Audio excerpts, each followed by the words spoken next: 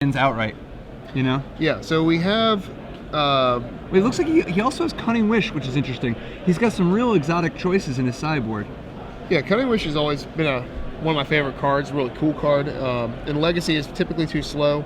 It sees play in the High Tide deck, but not very many other places. So let's see how it does. So we're already on game 2. Chris Andersen with Deathrite Shaman and... Are we saying natural order out the bat here?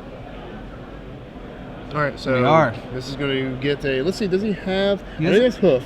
Does he have the Regal Force? Yes, he has 1 Regal Force. He also has Progenitus in his sideboard. I don't think this is necessarily the matchup for it, but it's always an option. Yeah, if he has Progenitus, he's probably going to go get that instead to give Laith 1 turn to answer this. Or actually, he gets 2 full turns. Because Hoof right now doesn't do anything. Obviously, just hits him for, let's see, 1, 2, 3, 10 damage. But then it's not enough. Deathrite Shaman, such a sweet card in this format to begin with, but also powered up by the fact that oh wow, are good. Laith had a Force of Will and says, I ain't afraid of that.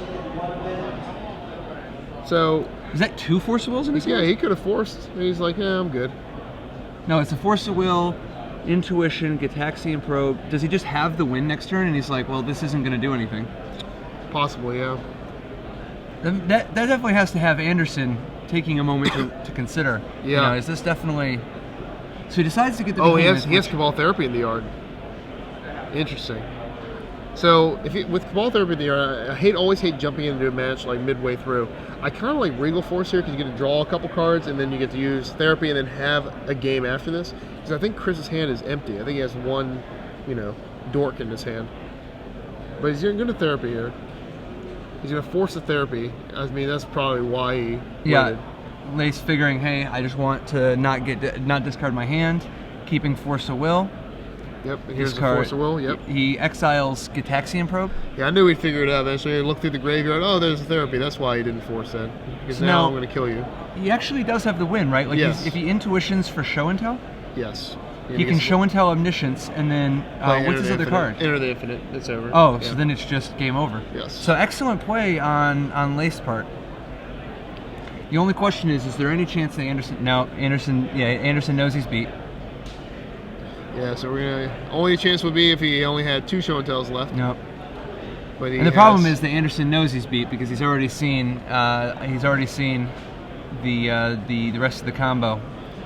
In Lace's hand. It's fun. It's funny. The dynamic in Legacy is pretty intense. It's elves and goblins and merfolk. They're all cool decks, and they have really good game against the fair decks, and even against the control decks that have Jace. However, when they get put against these combo decks, it's just miserable. It's a miserable experience. You really have to get multiple therapies off. Draws another Show and Tell. He therapied him 3 times this game, and look at this. What turn is this? 4? It's just rough. Omniscience. Now that he has Omniscience, he can play Enter the Infinite for free, and Andersen packs it in. A quick 2-0 victory from Laith Naser. That puts him to 3-0, and that was a pretty brutal beating right there. I mean, the hyper fast combo decks are going to be they're always just super effective against these slower combo decks. By slower, obviously, I mean turn 3 or 4 kill decks. Yeah,